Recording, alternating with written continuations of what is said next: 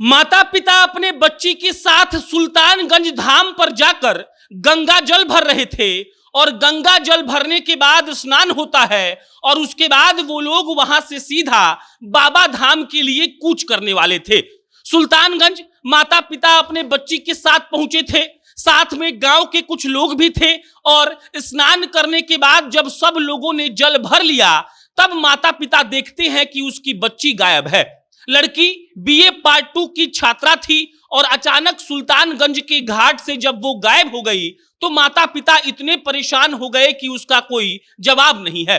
Mummy घाट के सीढ़ी पर बैठकर रोने लगी। उनको इस बात की फिक्र हो रही थी कि कहीं उसकी बेटी को कोई उठा तो नहीं ले गया। उनको इस बात की चिंता सता रही थी कि उसकी बेटी कहीं सुल्तानगंज के घाट पर खो तो नहीं गई और भीड़ इतना था कि वो परेशान हो गई और उनको लग रहा था कि उनकी बेटी के साथ कुछ गलत हो गया।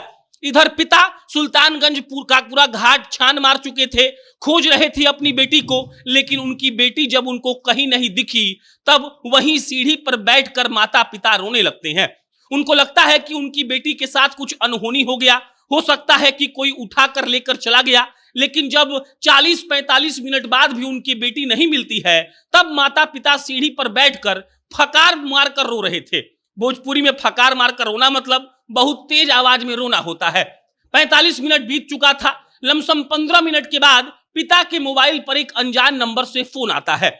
उधर से बेटी की आवाज आती है, पापा मम्मी आप लोग देवघर चले जाइए, आप लोग मेरी चिंता मत करिएगा, हम किसी और के साथ देवघर जा रहे हैं। माता पिता परेशान थे। उनको लगा कि चलो बेटी से बात हुई। पिताजी पूछते हैं कि कहाँ हो और किसके साथ जा रही हो। बेटी ने हंसकर जवाब दिया, वो मेरा जिंदगी है, हमको उसी के साथ रहना है। और इतना कहने के बाद बेटी ने फोन काट दिया।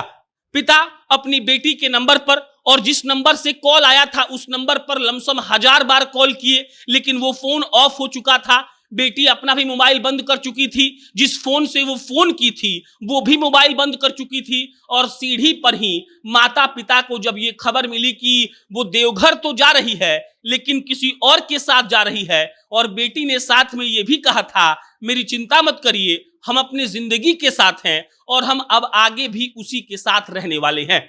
25-30 मिनट के बाद माता पिता को समझ आ चुका था कि उसकी बीए पार्ट 2 में पढ़ने वाली बेटी किसी के साथ भाग गई है। हो सकता है कि वो उसका प्रेमी हो। लगातार फोन करने के बाद भी जब फोन स्विच ऑफ लगा तब वो पछताने लगे। उन्होंने अपने परिवार वालों को फोन किया। उधर से घर वालों ने कहा कि सब भोले बाबा पर छोड़ दीजिए, वो लोग गंगा जल भरते हैं और वो लोग पैदल जाने वाले थे बाबा धाम के लिए, लेकिन परेशानी इतनी बढ़ गई कि पैदल वो लोग नहीं जा पा रहे थे। उन्होंने गाड़ी बुक किया और वो लोग सुल्तानगंज घाट से बाबा धाम के लिए रवाना हो गए। इधर बेटी का कुछ भी पता नहीं चला। उसने फोन करके सीधा सीधा कह दिया था कि देखिए हम जा रहे हैं बाबा धाम, आप लोग मेरा चिंता मत करिएगा और हम अपनी जिंदगी के साथ जा रहे हैं जिसके साथ हमको रहना है, तो आपको बिल्कुल भी फिक्र करने की जरूरत नहीं है। माँ बाप भी संतोष कर गए, सोचे कि बाबा के पास जा रहे हैं, मन्नत मांगेंगे और बेटी भी अपने प्रेमी के साथ फरार हो गई। मिला जुलाकर कंक्लूजन ऑफ द स्टोरी ये है कि कहीं भी जा रहे हैं बच्चों को संभाल कर रखिए। बच्चे कब आपको फोन करके कह दे कि हम अपनी जिंदगी के साथ भाग गए, जी आप कल्पना भी नहीं कर सकते हैं। और आज के जमाने में विश्वास तो कभी भी करना ही नहीं चाहिए। बाकी इसी खबर पे कोई अपडेट आएगा तो हम आपको इत्तला करेंगे। मेरा नाम प्रशांत है। बहुत बहुत धन्यवाद।